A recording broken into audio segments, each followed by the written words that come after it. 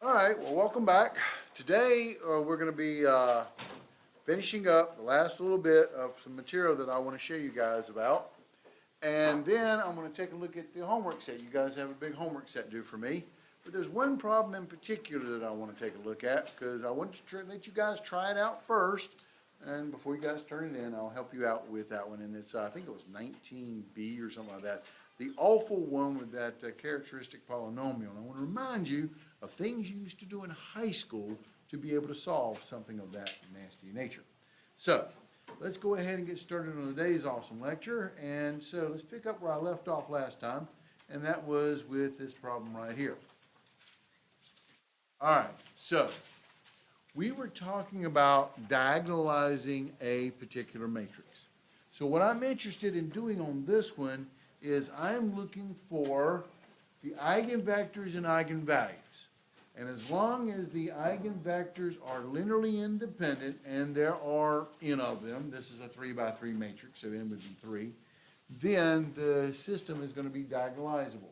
The matrix A will be similar to a diagonal matrix with the formula A equals P times D times P inverse, where P is actually the columns of the eigenvectors. So we need to find eigenvalues of eigenvectors on this guy if we're supposed to find the D and the P that this guy is going to be similar to. You know, the D that's going to be similar to and the matrix P that associates that similarity. So, first thing I want to do on this one is we need to come up with, and again, terminology is everything, characteristic equation. The characteristic equation is the determinant of A minus lambda I, and we set it equal to 0. So, on this particular problem here, I want to take the determinant of A, which is 4, 0, negative 2, 2, 5, 4, 0, 0, 5, minus lambda times I. This is 3 by 3. It's got to be square, so that's 1, 0, 0, 0, 1, 0, 0, 0, 1.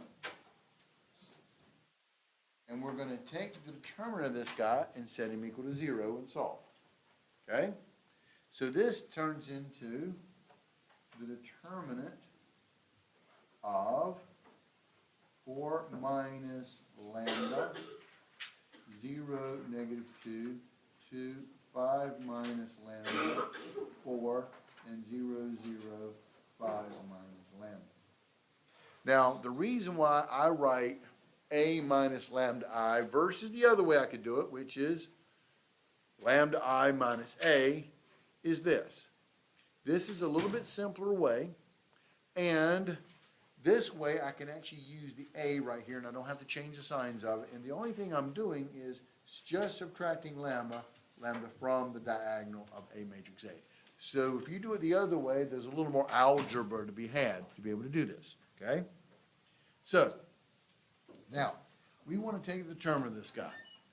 2 by 2s are great because it's main diagonal minus off diagonal, but anything bigger than 2 by 2, you should be focusing on doing the expansion by minors way. That is the easiest way. You can sit there and redo the columns, but that's going to even take you even longer.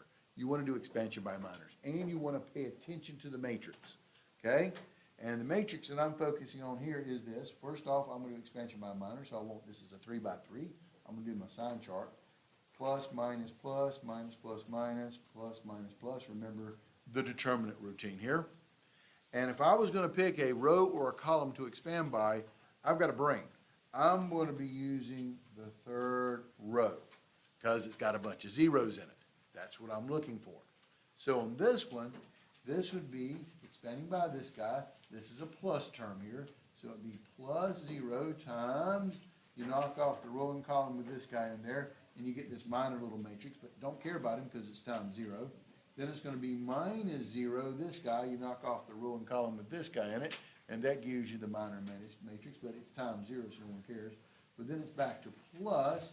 Now we got a non-zero term, that 5 minus lambda, and it's a plus term there. Knock off the row and column with that guy, and you are left with 4 minus lambda, 0, 2, and 5 minus lambda. Okay? These terms go away, so that's kind of nice. And now you just have to take the determinant of this 2 by 2. So it gives you 5 minus lambda times main diagonal 4 minus lambda times 5 minus lambda minus off diagonal 0 times 2. Well, 0 times 2 is pretty much 0, so you end up getting the characteristic equation of 5 minus lambda times 4 minus lambda times 5 minus lambda equals 0. Now, this one's already factored for me. Sometimes if they're not factored, I got to fold them back out and stuff like that, and then refactor them if I got extra terms on these guys. This one was nice enough, it's already factored. So pretty much you set each factor equal to 0, and you solve. And you get lambda is equal to, add lambda to both sides equals 4, and you get lambda equals, add lambda to both sides equals 5, and 5 is actually what we call a double root. He is an eigenvalue twice, because he showed up twice, from this term and from that term. Does that make sense? So, we had a theorem that said, you know, if you have distinct eigenvalues, you're guaranteed that the eigenvector is going to be linearly independent, and you'll be able to span the entire space. All the eigenvectors, in this case, there would have been 3 of them. But my problem is, my eigenvalues are not distinct. I got 1, 4, and I got 2, 5, so it's not distinct. So this, the eigenspace may or may not span the entire set of R, in this case R3, where this 3 by 3 matrix came from. I have to check it out. So now, here we go. We got this particular part of the puzzle right here, and now we need to find the eigenvalues, because if they're not linearly independent, well then this thing will not be diagonalizable at the end of the day. So I'm going to start with lambda equals 4, and what you do is you plug it into the equation of A minus lambda I, with lambda equals 4. So that comes all the way back to this matrix right here. Lambda is equal to 4. 4 minus 4 is 0, 0, negative 2, 2, 5 minus lambda is 4, so 5 minus 4 is 1, 4, and I get 0, 0, 0, 0, and 5 minus 4 is 1. So I took this particular matrix, which is my A minus lambda I plugged in lambda as 4, and I get this guy. We're going to multiply it times this interesting vector of v1, v2, v3, and we set this stuff equal to 0. So we're really looking for the null space of this type of space, of this particular matrix. Okay? And to be able to do this, you're going to take this guy 0, 0, negative 2, 2, 1, 4, 0, 0, 1. You augment it with 0, which really doesn't matter, and you're going to do the reduced row echelon form. Now, I mentioned, and I mentioned on this before, I will allow you guys using your calculators to quickly, so I can put more problems on the test, do reduced row echelon form on your calculator. And when I do reduced row echelon form on my calculator, I get this. 1.5, 0, 0, 0, 1, 0, 0, 0. Okay, that's what I get. Now, we don't really care about the 0, 0, 0 there. This is what I get on the reduced row echelon form. When you multiply it by the V1, V2, V3, you end up getting the 0, 0, 0 here. Here's the deal. When I'm looking for these eigenvectors, we're taking the determinant and setting it equal to 0, which means the stuff is singular, which means the matrix that we're getting is going to be non-invertible, which means I should always get a row of zeros when I do my reduced row echelon form. I'm always looking for this. If I don't get a row of zeros, I screwed it up someplace, because this isn't going to be an eigenvector. It's going to have to be a row of zeros, at least one, maybe more than that. So here we go. And so I'm going to rewrite my equations. V1 plus 0.5 V2 is equal to 0. V3 equals 0. So if I write this, I'm going to solve for the pivots. This is a pivot, and V3 is a pivot. So V1 is equal to a negative 0.5 V2.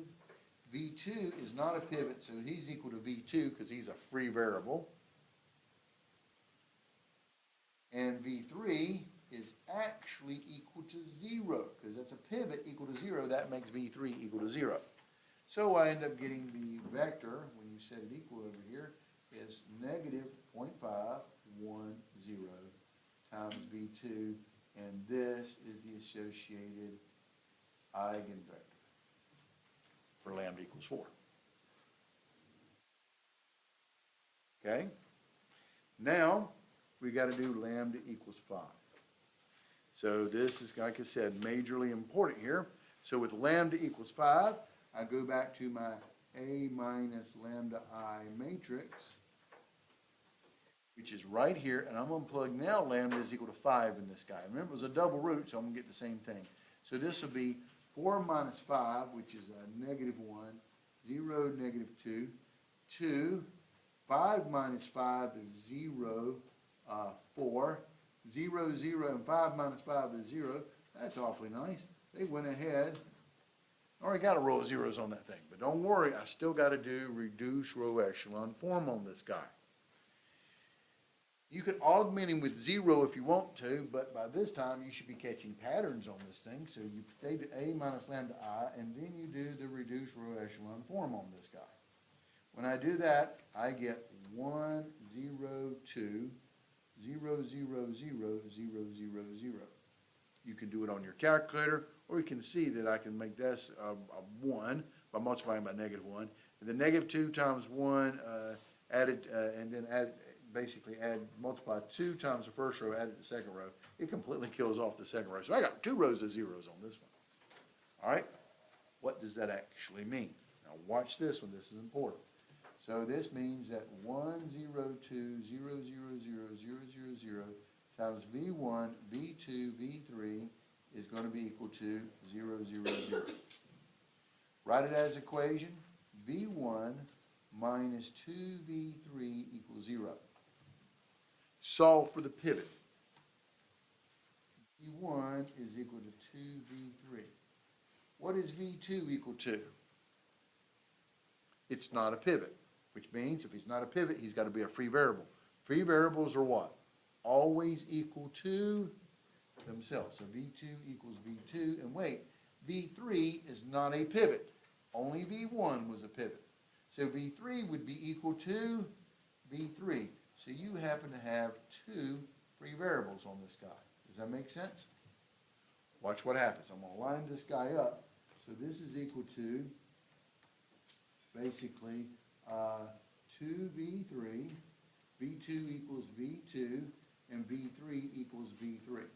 So if you group together these guys, you end up getting this. 0, 1, 0 times V2 plus 2, 0, 1 times V3. You have to bust them up because there's 2 free variables on this guy, which is creating, and don't be surprised, but it doesn't always happen here, that I actually happen to have 2 eigenvectors on this guy. But it was a double root. That's kind of nice. All right, so, and if you look at these things here, so let me go over here to this next page I have right here, and I'm going to copy it down. So here's the deal. For lambda equals 4, we get the negative 1/2, 1, 0 eigenvector. And for lambda equals 5, I get 2 eigenvectors, 0, 1, 0, and I get 2, 0, 1.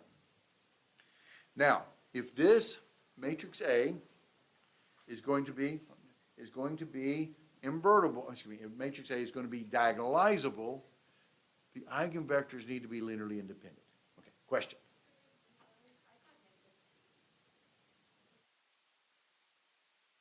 You got negative 2V, oh, negative 2, did I screw something up? I did, it's minus here, so no, it's plus here, thank you. And when I move it to the side, it's negative. You are correct, man, thank you, it's negative. So when I moved them to the other side, I went ahead and moved it in my head to the other side, and I forgot I didn't yet. So this becomes a negative, that is correct. And that makes a difference here because this thing's, okay, so what I'm saying here is this. For matrix A to be diagonalizable, the eigenvectors have to be linearly independent. So, I got to check for linearly independent eigenvectors. how do I check for linearly independent eigenvectors? What I do is I make a matrix, put them in the columns here, the eigenvectors. This was negative 1/2, 1, 0, 0, 1, 0, and then negative 2, 0, 1. And then I'm going to do reduced echelon form on this guy. Again, allowing the calculator for this for quick purposes here. And if I do this, and I get this, 1, 0, 0, 0, 1, 0, 0, 0, 1, what is that going to tell me? This tells me they're linearly independent because what you're doing is you're actually augmented with 0. We just don't like the zeros. So C1 would be 0, C2 would be 0, and C3 would be 0, which means by our definition of linear independence, that means that the eigenvectors are linearly independent. Which means, as my matrix A was originally this guy right here, 4, 0, negative 2, 2, 5, 4, 0, 0, 5. The D matrix, now this is up to you, but this is what we're paying attention to. The D is going to be diagonalizable, which means your eigenvalues will show up on the diagonal. What were my eigenvalues? I like to put them in order. 4, 5, and 5, and it's zeros everywhere else because it's a diagonal matrix. But notice this. That forces what P is going to be. P is going to be, since 4 is in the first column, then the eigenvalue on 4, which is the negative 1/2, 1, 0, has to go in that first column position. Now these two, doesn't matter which one because they're both 5s.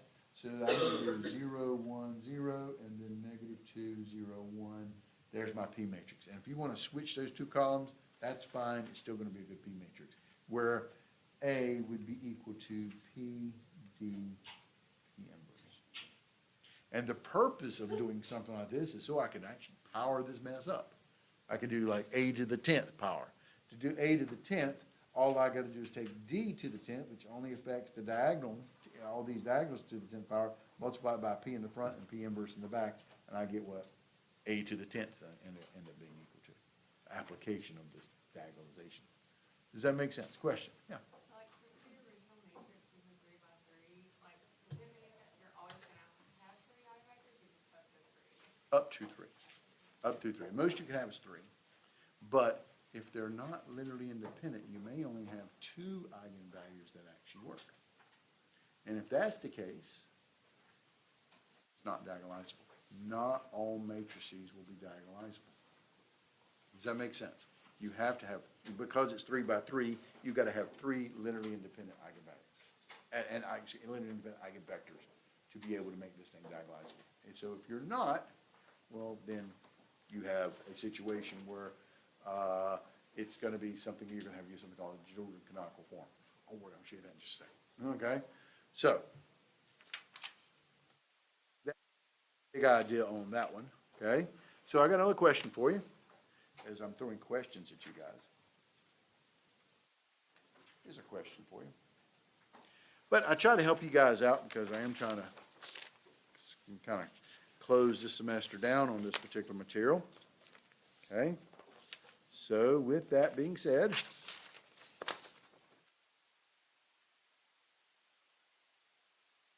question is this.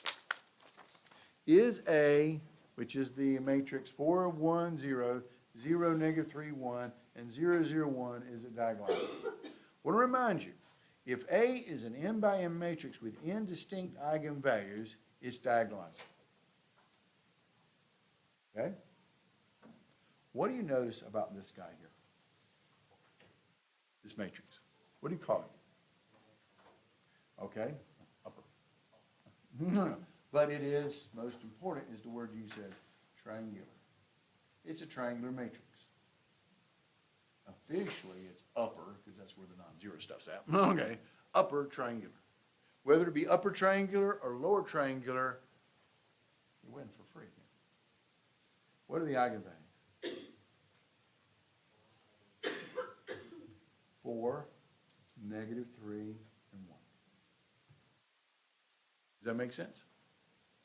With a diagonal matrix, your eigenvalues are the entries on the main diagonal. If it's got to be upper triangular or lower triangular, we don't care about which kind of triangular it is, but as long as it's triangular, the entries on the diagonal are the eigenvalues. And you'll notice that you have how many? 3 of them. 4, -3, and 1. They are what we call distinct. We don't have any double roots on this thing, right? Which means, here's the question, is this matrix diagonalizable? The answer is yes. How do I know? I don't have to check for linearly independence or anything. No, because we had a theorem that says any n by n matrix that has indistinct eigenvalues will be diagonalizable. Because for each one of these eigenvalues, you get an eigenvector, and because they're distinct, you're going to get one eigenvector. They're going to be linearly independent because they're not connected. Where your linearly dependent stuff comes in is when you have these multiple roots or whatever the case may be. You end up getting two different eigenvectors off the same eigenvalue. They may or may not be linearly independent. The last example, they happen to be linearly independent, but I had to check it. I always have to check it when I got the multiple eigenvectors off of one eigenvalue. Does that make sense? So this one is pretty straightforward, but it's right off the theorems and stuff like that. Questions? All right. Last little bit where I go talk about the actual test and talk about the homework sets and stuff like that is section 5.4. Now I'm going to try to do 5.4 kind of quick here, but there's lots of wording here, so take good notes and take quickly. All right, here we go. Now, the ultimate idea with these eigenvectors and eigenvalues is to go full circle, which is to go back and look at this linear transformation stuff.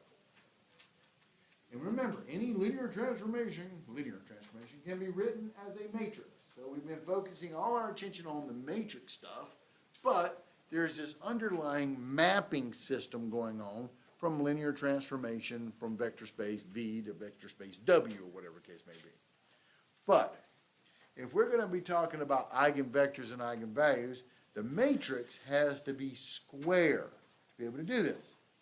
And the only way you're going to get a square matrix is your linear transformation has to go from a vector space to the exact same vector space. You can't go from two different dimensional vector spaces. They got to be the same dimensional vector space. So linear transformation T going from V to V, where V is a vector space, and with all linear transformations, a linear transformation can be represented by a matrix A. So T, which is your linear transformation, on vector X will be the same thing as matrix A times X. And since A is going from V to V, the matrix A is going to be square, and where we want to have A is equal to PDP inverse. What we want to do is create this linear transformation that the matrix representation of that linear transformation is diagonalizable. That's going to help us out in terms of setting this stuff up, in terms of manipulation. Okay. Recall that Rn, T going from Rn to Rm. This is just standard linear transformation stuff here.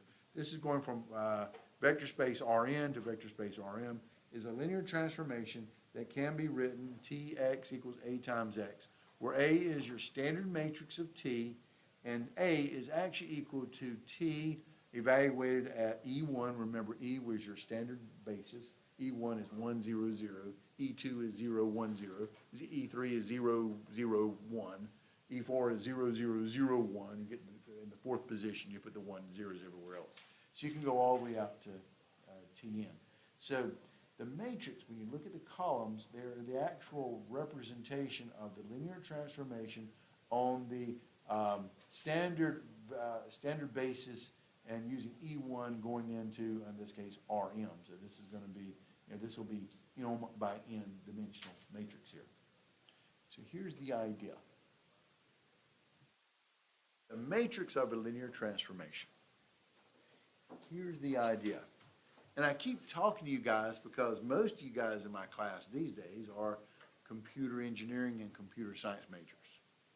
And why do we even study this stuff? Well, one of the things we're also trying to do with this linear transformation that is a direct application of it is pretty much code theory and being able to hide information from people, like your credit card stuff like that. Again, in the old days, it used to be military, but, since World War II, it has really gone into the banking system and other type of systems that have to have your identity classified, whether it be your social security number, usually it's connected to some type of bank account or something like that people want to hack into. So, here we go. Matrix of a linear transformation. T is going from vector space V to vector space W, where the dimension of vector space V is going to be n, and the dimension of vector space W will be m. So, I've got this vector space V here, vector space W, and these can be very convoluted looking vector spaces. I can really make up some really nasty looking stuff that are vector spaces. Okay? But if you take a vector X inside of V and you apply T to them, then over here in the W world would be the T of X vector, and there he is. So you have this correspondence between X and T of X going from the V vector space to the W vector space. Okay? But these vector spaces can be very convoluted, and I can hide a bunch of stuff in them, and I can make them so bizarre looking that you'll look at it and go, I'll never be able to get a quote-unquote matrix out of this thing. It looks something weird that I'm trying to do with this stuff, and that's kind of the point. But we got to be able to convert this stuff over. So if you look at this guy now, we've got to define a basis B. B is going to be a basis for vector space V. C is going to be a basis for vector space W. You look at a basis, and then here's the code right here. The basis, you can make them very clear, 1, 0, 0, 0, 1, 0, something like that, or you can make it quite bizarre, like maybe the eigenspace or something of another type of basis you like to manipulate. Based upon this basis, and we have this, what we call the coordinate vector. You remember this guy? He's coming back to haunt you. The coordinate vector on vector X relative to basis B. Now what this guy is, if you take vector X and write it as C1 times B1 plus C2 times B2 plus C3 times B3 plus Cn times Bn, it's the C1, C2, C3 coefficients of the basis vectors is what this guy is. And he's going to become a vector of Rn because there's n of them. So we're going to convert this weird vector space to converting it into an Rn vector, but these are going to be the coordinate vectors, the coefficients that go in front of my basis elements. Okay?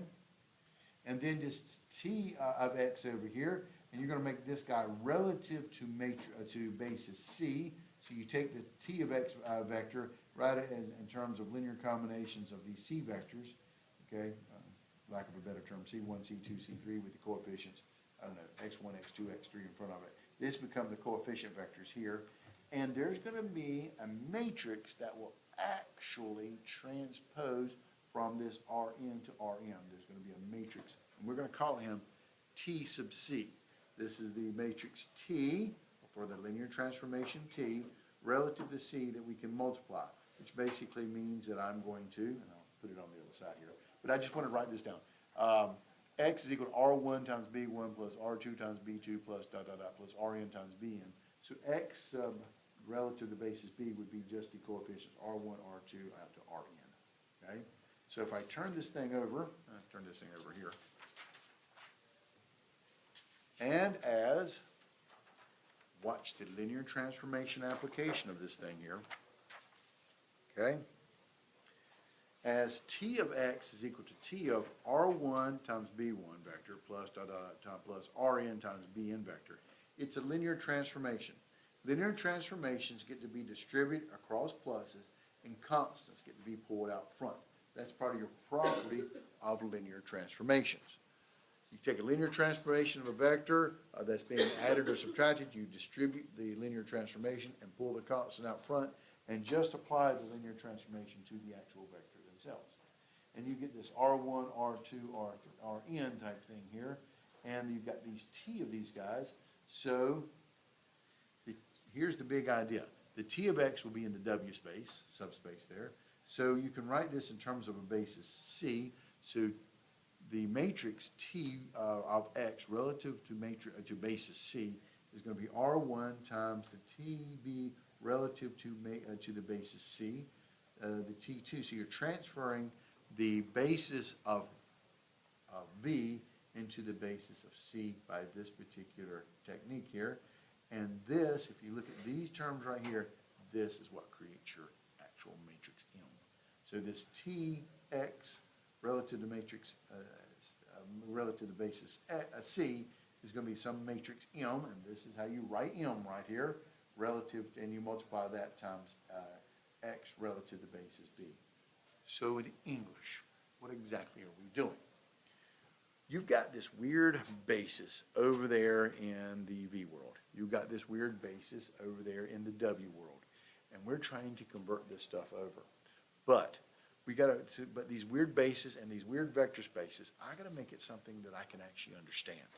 So what I do is I talk about the coordinate vectors of these basis elements, and we map basis element coordinates to basis element coordinates as such. So this is actually what's going on here. So you can actually create this matrix M that takes the coordinates of X relative to basis B to coordinates of T of X relative to basis C. So you're mapping element to element, but you're also mapping basis to basis in this thing. And there's a matrix that does this, and this is how you define the matrix. You take T of B, and then you write that as coefficients in terms of your basis C, which is over in the W world. And M is a matrix for T that is relative to basis B and C. So it's taken from B to C.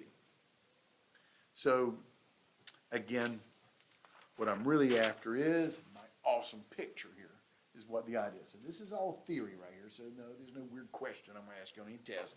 Just pay attention to what's going on here. This is the world that is quite disguised, and you're trying to transpose, like, for example, credit card numbers and stuff like that, or maybe some ID information like your social security card, credit number, stuff like that, your bank accounts, your other type of information that you want basically hidden and stuff like that, birth certificate information, stuff like that. And you're transferring this stuff over, so you're trying to convolute it. And then, but I got to be able to even convolute it even more over here relative to some kind of matrix C. And I could take this stuff, what it originally was, convolute it relative to some basis B, and then make my connection between the two.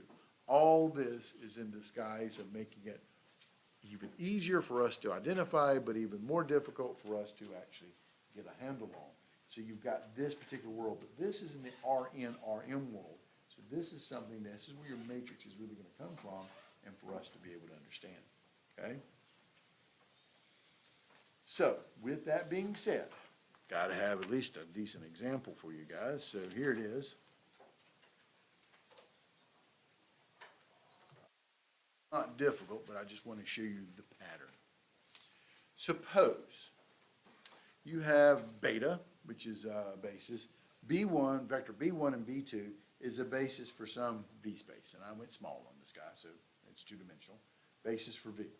And C is going to be a vector C1, C2, C3 is a basis for W. So I can tell you that W is going to be dimension 3, the number of vectors in the basis.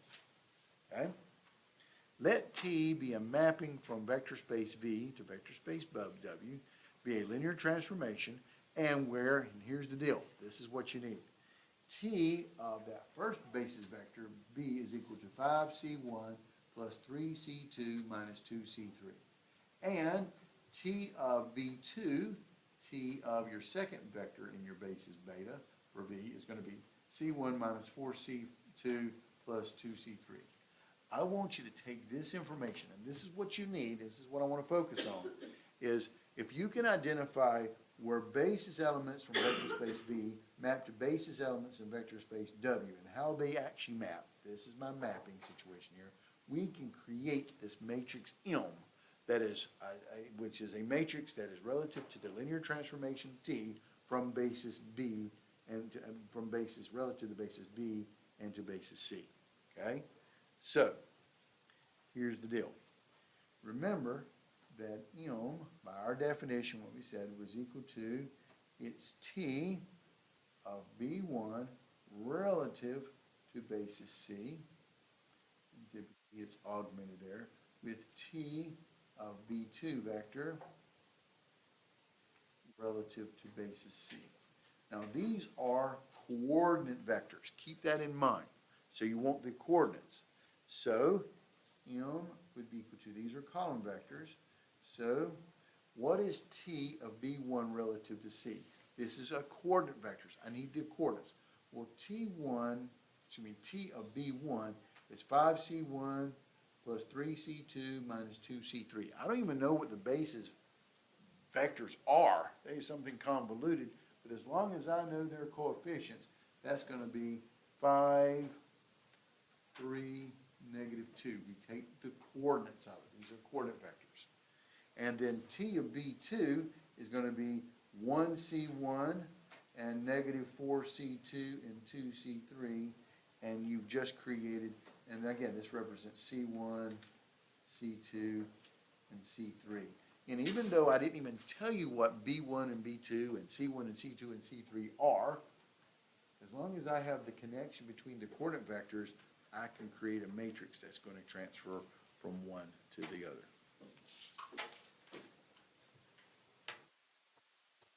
Okay? So, with that being said, it's not difficult as long as you got the information on this thing. All right. So, for a linear transformation, V going to V, this means that where W is equal to V, and since you only got one vector space, you only need one set of bases. Basis B equals basis C, one basis. Then matrix M is called the matrix of T relative to B, so we have one basis here instead of having the two going from B to C, or the B matrix for T, beta matrix for T, and it's going to be M, which is equal to T of B, okay? So, for T going from B to V, we get T of X, T of evaluated of X vector, evaluated relative to basis B is equal to this T of B matrix times the coordinates X relative to basis B. So you got this basis B all the way along. So these are the coordinate vectors. And there's this coordinate matrix that's going to connect us to it for all vectors X and V. So again, I don't want to talk over people's heads, but this is what I want to talk about. How do I create this thing? So here's an example right here.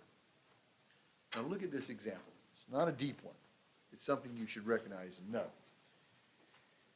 T going from P3 to P3 is a linear transformation. What does P stand for? Something you guys should know. It's going to be on your test. So 3. What is it? Polynomials, right. What is the 3 going to tell you? The highest degree. So if we're talking about P3, the highest degree is going to be 3. So you're going to get A0 plus A1t plus A2t squared plus A3t cubed. You with me? What dimension is P3? You know that's a question on your test. P3, what is it? 4. Why? It's n plus 1 because of the constant term. You got constant, then you got the t coefficient, then you got the t squared coefficient, then you got the t cubed coefficient. So it's 3 plus 1, which makes it degree 4. All right. So there it is. These guys are the polynomials. But I want to define a linear transformation. You'll appreciate this one.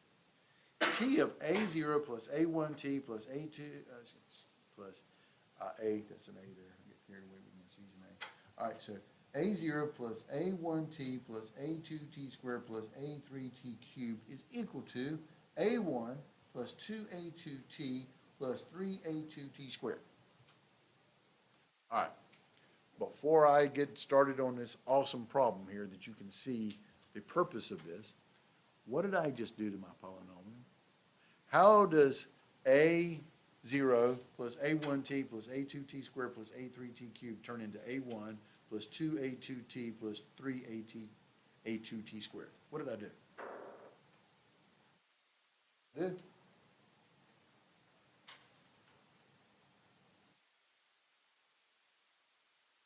Took the derivative.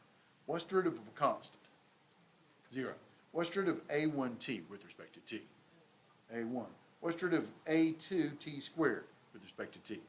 that would be 2a2t. What's the derivative of a3t cubed? 3a2t squared. You bring down the exponent and subtract 1. The constant stay out front. I took the derivative. Don't freak out. This is hard. Okay, so I took the derivative of this guy. All right. I want you to find a beta matrix for t relative to the basis. I got to tell you basis, but the basis for the standard basis, get used to my words here, for P3 is 1, t squared, and t cubed. All right. So, here we go.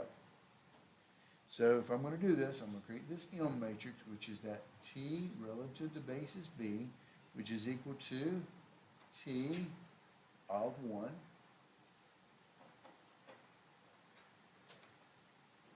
relative to basis b, augmented with t of t relative to basis b, t of, next vector is t squared relative to basis b, and then one more, t of t cubed relative to, parentheses around that guy, relative to basis beta.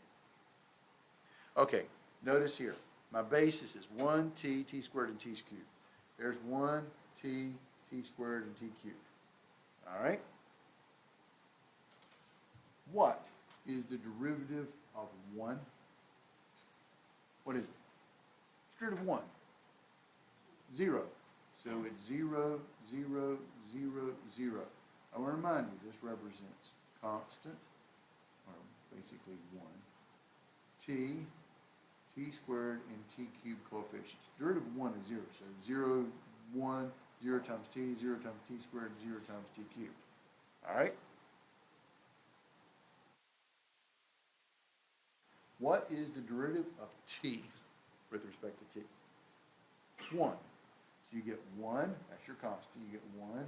There's no t, there's no t squared, and there's no t cubed. What is the derivative of t squared? 2t. Well, there's the t term right there. You're going to get a 2t. It'll be 0 there, 0 and 0. What is the derivative of t cubed? 3t squared. It's t squared. The coefficient on that guy is a 3, so that's 3t squared. There's no t term, there's no constant term, there's no t cubed term. This is my matrix. I didn't say it was fancy. It was just, it's 0, 1, 0, 0, 0, 0, 2, 0, 0, 0, 0, 3, and 0, 0, 0, 0. This is my derivative matrix when you take derivative up to a cubic. Okay? Now, we want you to verify that t of p relative to basis b is equal to t of p times p relative to basis b for all p in this guy. All right? So, how do I do that? All right, so here we go. T of b is this the matrix right here. It is 0, 1, 0, 0, 0, 0, 2, 0, 0, 0, 0, 3, and 0, 0, 0, 0. Okay? Now, I'm going to let p be an arbitrary vector. It is going to be a0 plus a1t plus a2t squared plus a3t cubed. Okay? So let p be this guy. But if you write him as a vector, how do we write polynomials as a vector? Something very important for your test. All right? How do I write polynomials as a vector? You write them as column vector. This will be 1 coefficient of t squared, and t cubed, because this was 3t4 there. So this would be a0, a1, a2, and a3. That's how you would write this p of t vector. So this would be relative to basis b. This is p relative to basis b. You just write down the coefficients. So you get this guy here. You get a0, a1, a2, and a3. Now, if I multiply this thing out here, what do I get? Row by column. This is 4 by 4 times a 4 by 1. What do I get? I'm going to get a 4 by 1. 0 times A1 is 0, 1 times A1 is A1, plus 0 times A2 plus 0 times A3, so I get A1. And then in the second row, first column, I'm going to get 0 A1 times 0 A2 plus 2 times A3, so I get 2 times A2, excuse me. I get 2 times A2, and then plus 0 times A3. Then I get third one, I get 0 times A1, A0 plus 0 times A1 plus 0 times A2 plus 3 times A3. That gives me the 3A3. And then the last one I get is 0 times A0, 0 times A1, 0 times A2, 0 times A3. That pretty much gives me 0. So this ends up giving me the T of P relative to basis B. Now, if you rewrite this guy, these are the coefficients. Rewrite this guy. This is your constant, that's A1, plus this is T, relative to T. This would be 2A2T, plus this would be 3A3T squared, and then plus 0 times T cubed, just putting it back in there, rewriting them, because these were the coefficients. What do you end up getting? The derivative with respect to T of A0 plus A1T plus A2T squared plus A3T cubed is equal to A1 plus 2A2T plus 3A3T squared. Pretty much that's it. Boom. You verified. That's exactly what I get. This does represent the derivative matrix. So you can actually, derivatives are actually a linear transformation. And as long as you're doing polynomials on it, we can write this as a matrix representation. All right, the last thing, and then we'll talk about your test, your homework sets real quick here. Okay? Is this thing right here. Tying it all together again, that diagonalization stuff. Linear transformations from Rn. If A is diagonalizable, then there exists a basis B of Rn made up of eigenvectors. This will be called the eigenspace, okay? Okay? And diagonal matrix representation. Suppose that A is equal to P, D, P inverse. So D is going to be n by n diagonal matrix. If P is a basis for Rn, form of the columns of P, then D is the B beta matrix for the transformation X into A times X. So in other words, A represents some kind of linear transformation. But if I can redefine that linear transformation because he's diagonalizable as a P, D, P inverse. So A is equal to P, D, P inverse. A represents the matrix representation of a linear transformation, which means D, P, D inverse would be a matrix representation of a linear transformation inverse. Okay? And so if this is the case, now let me show you an example here. So suppose that you have A being dPd inverse, where D is n by n matrix, and B is a basis for Rn formed by the columns that form the columns of P. Then D is a B matrix for the transformation of A going into AX. So let me give you a nice 2x2 example. And I did most of it for you, so you guys didn't have to do the work here. But here it is. A is going to be the matrix 2, 3, 4, 1. Okay? And I went ahead and did the A minus lambda I, set it equal to 0, and I got eigenvalues of 5 and negative 2. The eigenvector corresponding to the eigenvalue of 5 is 1, 1. The eigenvector corresponding to the eigenvalue of negative 2 is 3, negative 4. Okay?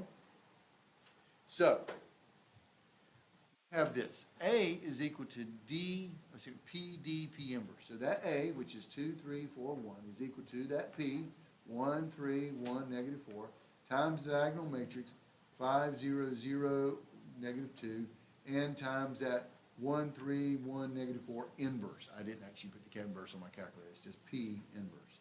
So I have this guy here. So if we have this, if we define T going between R2 to R2 by T of X is equal to A times X, find a basis B where T of B is diagonalizable. Okay?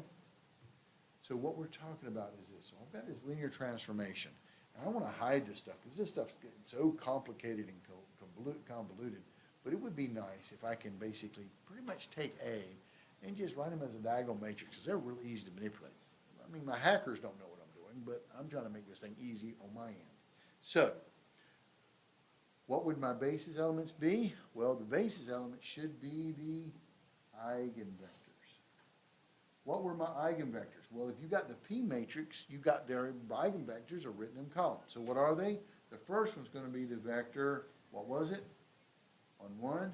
And B2 is going to be the other eigenvector, which would be 3, -4. And so if I did this, and then this, basically, this is the important part, if I take it relative to these basis elements, the eigenvectors, what would my linear transformation matrix convert into? What would the coefficient T of B be? It would be the diagonal matrix D. Now, this guy came first, and so this was the eigenvector for the eigenvalue 5. Then it's 0, 0, and then it's -2. So you can make some very simple transformations from coefficient transformation matrix if you use the right basis. And what's the right basis to use? The eigenvectors, those bases. Does that make sense? That's kind of the gist of this and why we kind of want to do this particular material and stuff. So, all right, with this, okay, and then one last one. I'm going to run through this one quickly, but it's not going to be on your test. And I'm going to talk about your homework set because I still got some things to do. You got this. Similarity of matrix representation. This is what it kind of boils down to. But we had a problem just a little while ago when we first started this stuff that we had an issue with eigenvectors and eigenvalues. And they had to be distinct eigenvalues, but when they're not distinct, I got to make sure my eigenvectors are linearly independent. That gives me diagonalizable. What if they're not? Here we go. Similarity of matrix representation. So if A is equal to PC, P inverse, and if basis B is the columns, your basis becomes the columns of P matrix. Then C is the beta matrix of T, where T of X equals A times X. And this T of relative to this basis B ends up becoming that diagonal matrix we just did. So if A is this matrix, so here's my example here, and I'll kind of did all the work for you guys, so just watch. Okay, A is equal to this matrix 4, -9, 4, -8. Okay, let B be the basis. Here we go. 3, 2, and 2, 1. Now, how did I get this guy? Just want to show you. All right, so here we go. I gave you this particular basis. However, one of them was special. I went ahead and found my eigenvalues. How do I find the eigenvalues? The determinant of A minus lambda I. You take this matrix minus lambda on the diagonals, you get 4 minus lambda, -9, 4, -8 minus lambda. You set it equal to 0, main diagonal minus off diagonal. You get the polynomial 4 minus lambda, -8 minus lambda, minus -9 times 4. You have to FOIL this part out. It gives you -32 minus 4 lambda plus 8 lambda plus lambda squared plus 36. Negative times a -9 times 4 is a plus 36. Clean it up, you get this. Lambda squared plus 4 lambda equals 4. And that factors nicely into lambda plus 2 squared, which gives you lambda equals -2. Here's your problem. Because that's square, this guy is a double root. And I just did a small 2 by 2 matrix. Just wanted to show you guys. I get not distinct eigenvalues. I got -2. I only got one, it's a 2 by 2 matrix. But here's the thing. When I go in there and try to find the eigenvector, I do A minus lambda I. I put in my lambda, which is -2, so that becomes A minus -2I. That's A plus 2I. I get the matrix 6, -9, 4, -6. And when I row reduce it, I always get a row of zeros with this stuff. 1, -3 halves, 0, 0. Times V1, V2 has got to be equal to 0. So I sit there and go back to equations. V1 minus 3 halves V2 equals 0, which means V1 is equal to 3 halves V2. V2 equals V2 because it's free. So V1 and V2 gives you the vector 3 halves 1 V2. So I get 3 halves 2. And since V2 can be anything, I just don't like fractions on this thing. So I can make V2 equal to, instead of constant 1, which gives me this vector, I can make it constant 2. 2 times 3 halves makes it 3. 2 times 1 makes it 2. The eigenvector is going to be 3, 2. You could also use 3 halves 1, but I used 3, 2 because I didn't want fractions on this thing, which happens to be one of my vectors on my basis. This other guy's not. Here's my problem. I got a double root eigenvector, excuse me, a double root eigenvalue, but how many eigenvectors do I get? 1, not 2. So, this thing's a 2 by 2. I got to have 2 vectors to have a basis. The dimension is 2. I've only got 1. What do? Well, I got to find any other vector that's linearly independent to this guy, linearly independent. I picked this guy. Here's a nice number, 2, 1. And when you do this, these guys are linearly independent, which forms a basis for this 2 by 2 matrix. But here's your problem here. But the eigenspace is one-dimensional because we only got one vector in the eigenspace. Cannot find 2 linearly independent vectors. However, if you look at the basis beta, which is B1, B2, B1 is this vector 3, 2, which is your eigenvector, but B2 is not. But then we can find a beta matrix transformation that is triangular. It won't be diagonal, but it will be triangular. And so here's the gist of it right here. So with A equals PC P inverse, and so I can actually solve for C on this guy by multiplying by P inverse on the left and P on the right. C would be equal to P inverse AP. So let me show you what you get. So I took P, and I remember P is going to be in columns. These are your bases. There's the eigenvector, the only one I got, 3, 2. The other one was at 2, 1. A was the matrix 4, -9, 4, -8. And I want to be able to find C. So if I do this, P inverse times A times P, looking at this guy, you put A in the middle, you can go and solve for what the thing's supposed to be. And when I do that, I get this guy here. Notice he's not diagonalizable. But notice, what I do have on the diagonal are my eigenvalues, -2, -2, because it was a double root. But you get this little 1 guy up here, not 0. He's not diagonalizable. We call this a Jordan canonical normal form. Jordan normal form on this guy. When you don't have enough eigenvectors in your eigenspace to make it the space for the entire system. Okay? So, but you can, as long as you can find another vector that's linearly independent to your eigenvector, you can get a normal Jordan form and Jordan normal form, and you can see the eigenvalues are still there. It's just triangular instead of being diagonal, and it actually works very similarly, and we can do lots of stuff with this stuff. That leads you into the senior level and graduate level at linear algebra classes when you guys decide to go that route. This is where we kind of pick up with this type of stuff. But I just wanted to pick that up with that Jordan canonical form with you guys. All right, so now that I've finished with that, let's talk about your homework set. Now, homework number 6 is what the big gist of the day that you guys are turning it in here.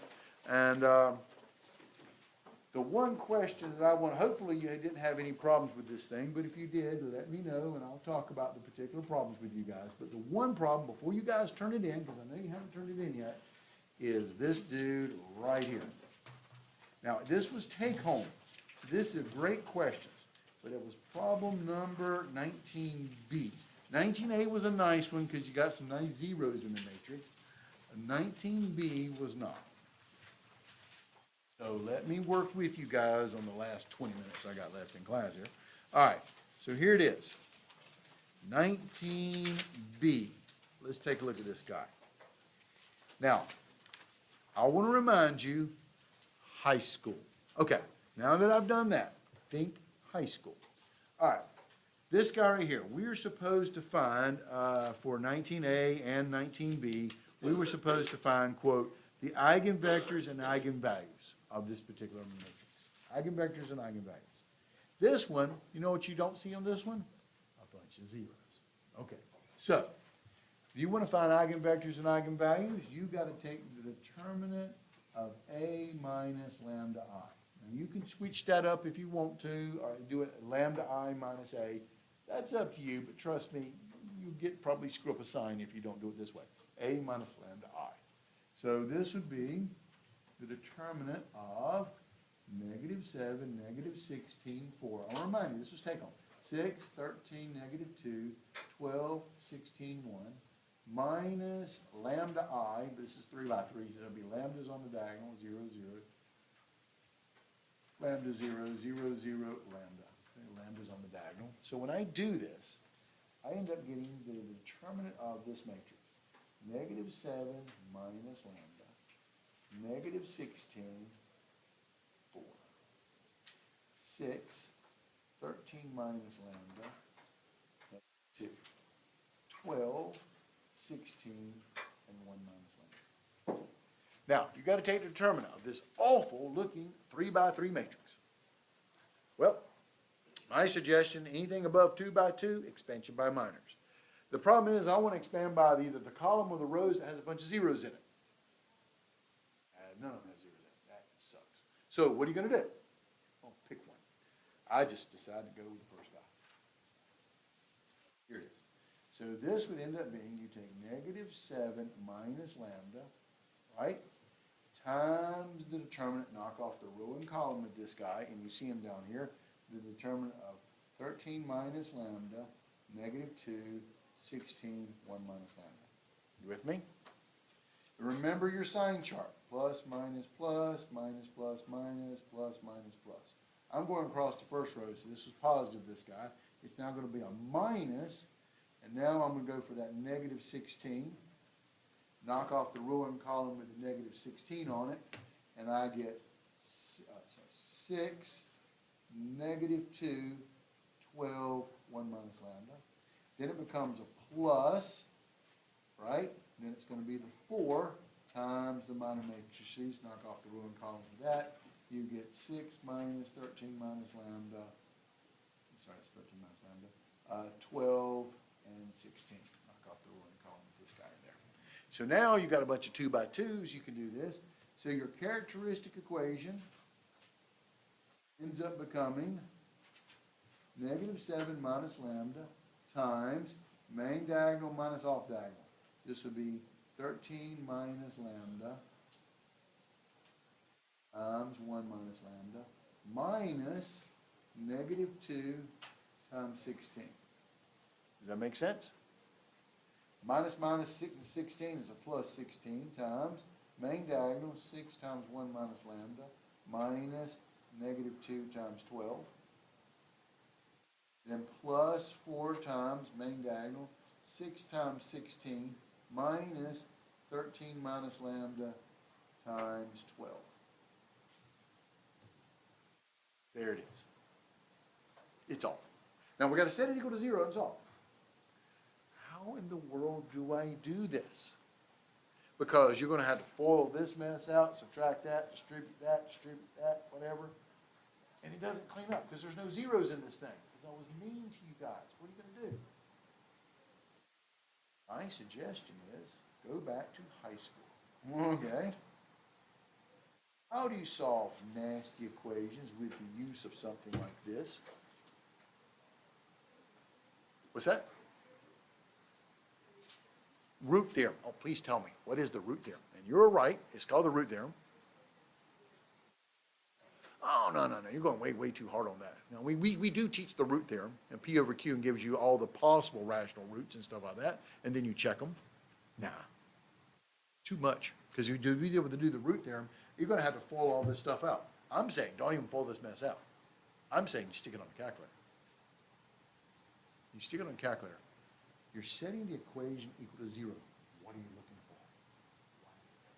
The y-intercepts, also known as the x, not the y-intercept, the other one. Hey, thank you. The x-intercepts, also known as roots or zeros. It's a polynomial. You're setting it equal to 0. So you, from high school, we teach you guys to set something equal to 0. You look for the roots, zeros, x-intercepts. So when you graph this guy, you get this. 1, 2, negative 3. 1, 2, 3, 4, 5.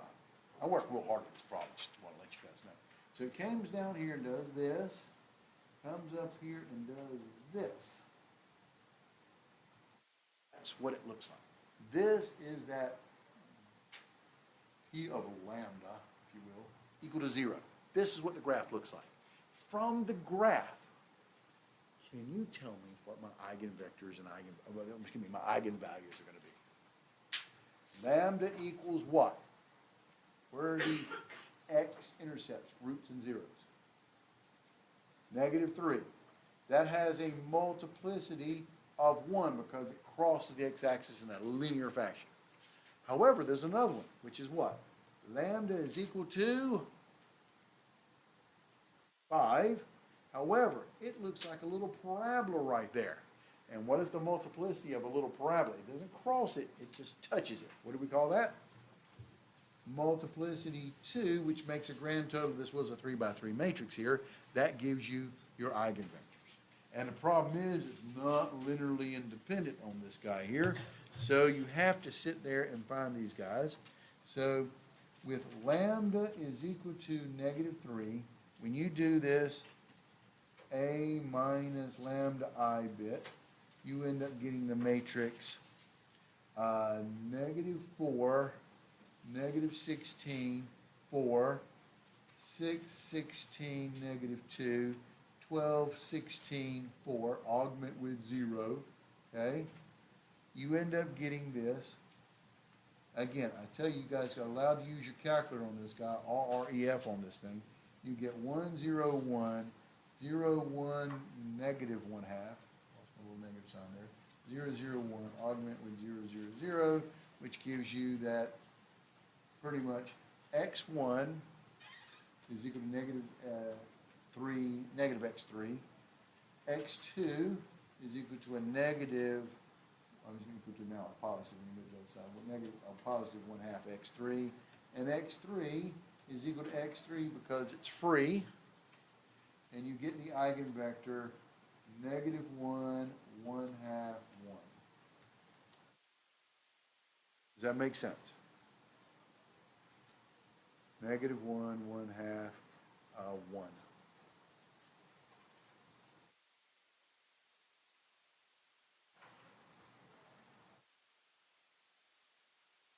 Okay? Now, the other one was this. When you do lambda equals 5, and you do this a minus lambda I, you end up getting the matrix -12, -16, 4, 6, 8, -2, 12, 16, -4. Again, you augment it with 0, and we do the reduced echelon form. You end up getting 1, 4/3, -1/3, augment with 0, and you get 2 rows of zeros. You always get at least 1 row of zeros when you're going for your eigenvectors and eigenvalues, okay? This one I got 2 rows of zeros, which when you write this as an equation, this would be V1 plus 4/3 V2 minus 1/3 V3. Solve for the pivot. So V1 would be equal to a -4/3 V2 plus 1/3 V3, which means V2 would be free, he would be equal to V2, and V3 would be free, he's equal to V3, okay? So how many vectors do I get? I get the vector 4/3, -4/3, 4/3, excuse me, I screwed this up. -4/3, 1, that's a 1, and that's a 0, -4/3, 1, 0, and I get the other vector, which ends up becoming see over here, 1/3, 0, and 1. So I get 2 distinct eigenvectors. And then these guys are linearly independent, so I get the eigenvectors to be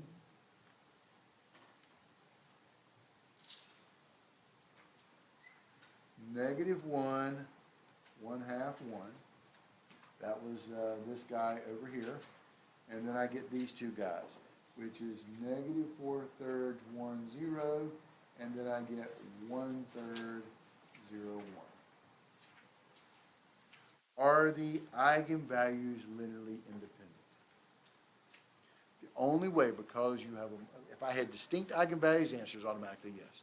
But because I had a multiplicity 2, you take this guy right here. -1, 1/2, 1, -4/3, 1, 0, and 1/3, 0, 1. you reduce row echelon form it. And if you get this, 1, 0, 0, 0, 1, 0, and 0, 0, 1, what does that tell you? Linearly independent. If you get a row of zeros, what will that tell you? Linearly dependent. So the answer here would be yes. But what I really wanted to get at was, I did give you a nasty one, but no one came by my office except like 1 or 2 people. Okay, got a 40, this is bad. But no one wanted to actually sit there and beat this problem to death. I said, the trick is, use your calculator. It's a nasty looking problem. It was take home. Yeah.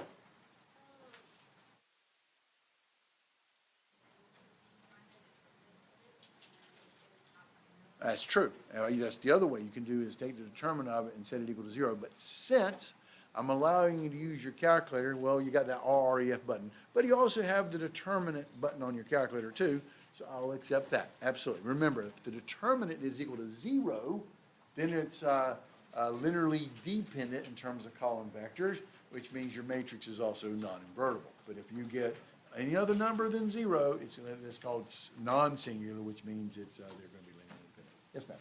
How come at the beginning, we can't do like a combination of like row reduction and then determinant? Oh, you can, but here's your problem. You're trying to take the determinant of the a minus lambda I, which is not just numbers. It's got that crappy lambda in there. So I really don't want to do row reduction on this thing because it's really going to mess up with the constant lambdas in there. That makes it even worse, trying to do it that way. Just do expansion by minors is the best way to determine this guy and just leave the numbers where they are. By trying to do row reduction on this one, how do you make negative 7 minus 1, negative 7 minus lambda into a pivot? You can either row swap or you can divide by negative 7 minus lambda. Oh, yeah, that's going to make it so much better. When you got that fraction in it, you don't want to go Like there. the original B, you can't row reduce the No, rest. no, you got to do a minus lambda I. It's not equivalent to do that way. Yes, ma'am. I can do better than that. I'm recording this thing. So how about if I post my video and I will sit there and go through each one of the problems and show you what the answers are for both homework number 5 and homework number 6. So here we go. Let us start with, let's go ahead and reverse. Homework number 6, since you guys were talking about that one, here are my solutions. So, if you have a particular question, let me slow down and talk about it here. Here is my homework number 6, and then I got homework solution, homework number 5 right behind it here. So now you can remember, it's a video, so you can always pause it. Okay, so this one right here, again, pay attention to the directions.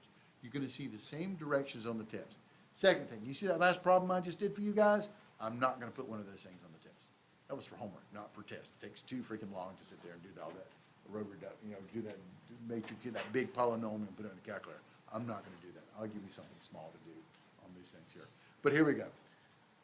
Find a vector x which determine the coordinates of xb in terms of this guy here, which is the negative 4, 8, negative 7. Remember, this is a coefficient vector, and this is the basis. So you just put the numbers, the coefficients, in front of the respective vectors, and you get your answer.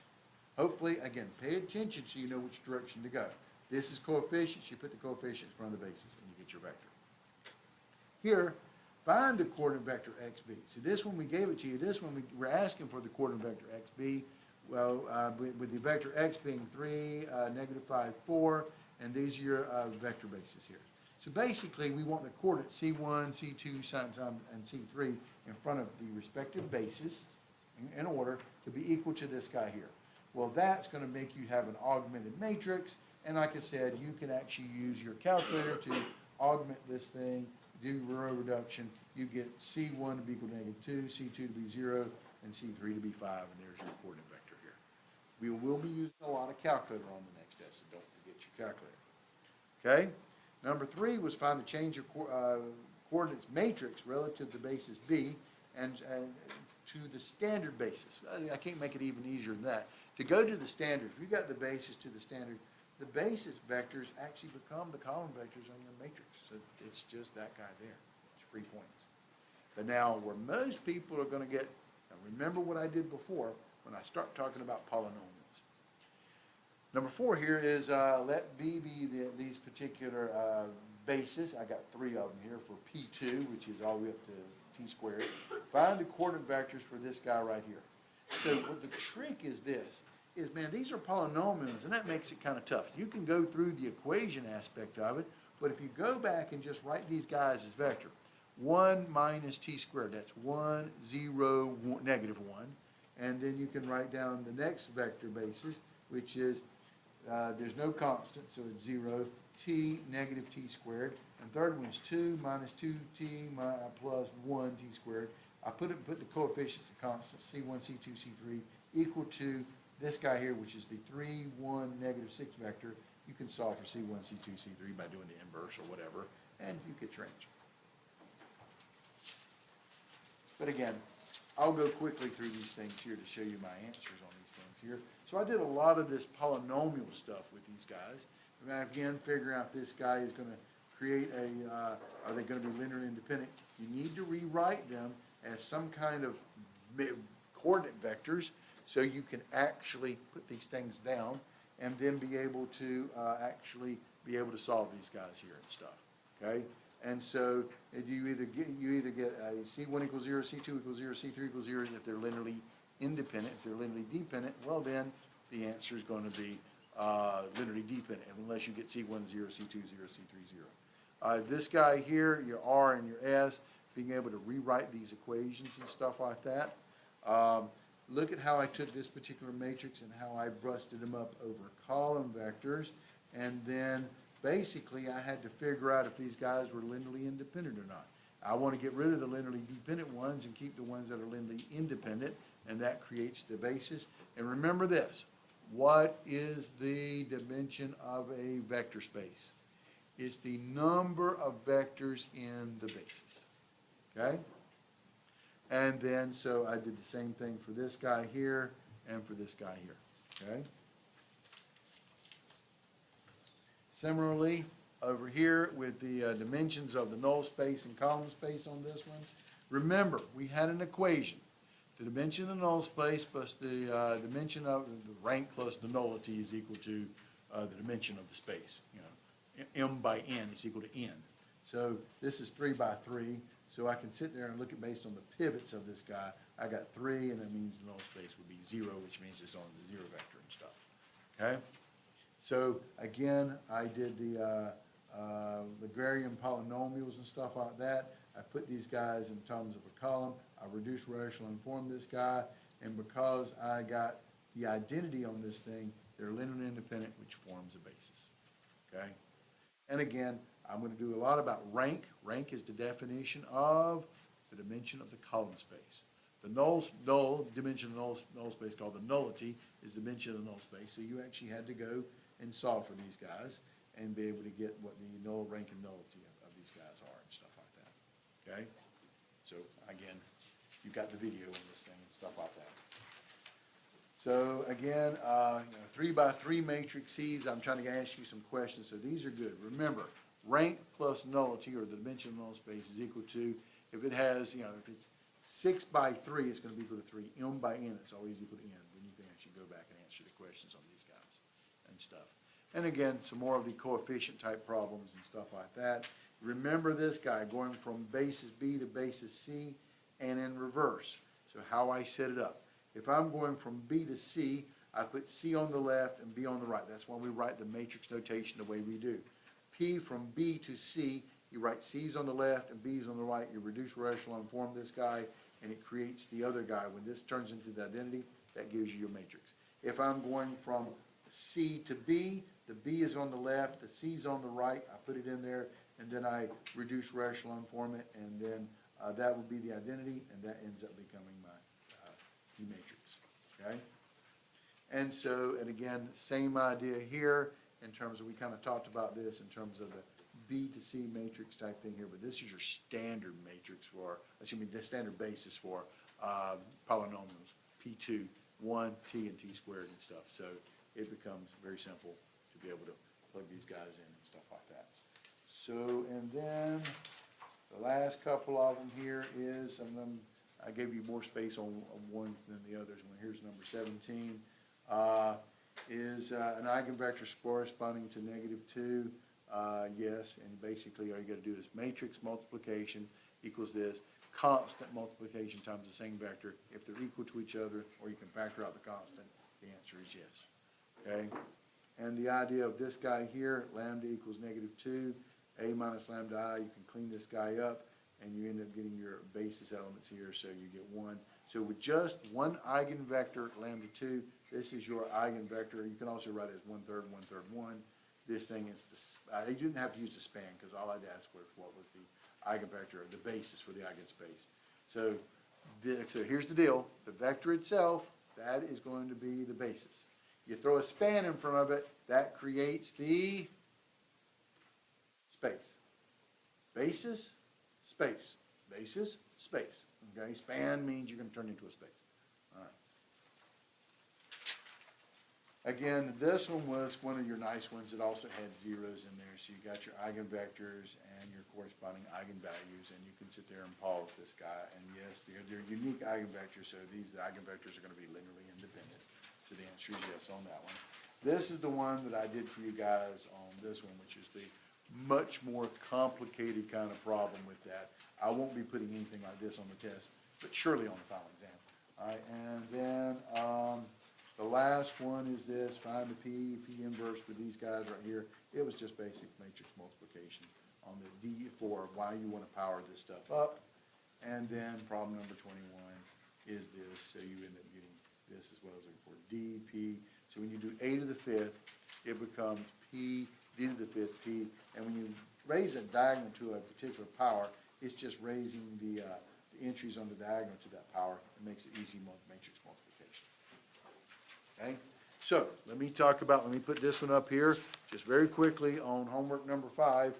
And I'm just going to show you the pages so you got something to study, and I'll post a video after this one. But here's my questions, and you can read the questions and see what kind of answers I got for homework number 5, because homework 5 and homework number 6 is going to be what's on your test. Okay? So here's page number 4, and this is what my answers were and stuff like that. Okay? Don't forget the pause button. Here's number 7. Okay? And there's a couple of different ways. Here's number 7. I had to create myself some more space and room on this one here. So there it is right there. So you can see it. Pausing it accordingly. Null space. Remember that K and L stuff here. I kind of like that in terms of answering the questions on that stuff. So the test is going to look very similar to this, but clearly not as many problems. Last page on this thing here. So I will try to get here early on Thursday, so you guys can come in here and start taking the test early. I'll try to get here as soon as I can, but I do have a class just before this one. So I may be sending Jacob over here to be able to get the test started with you guys. And then I'll try to give as much time as I can, but there is a class after this one. So study hard on this stuff, and I'll see you guys on Thursday. Thanks. Don't forget to pass in their thing. Try to pass them to the right, and you're good to go.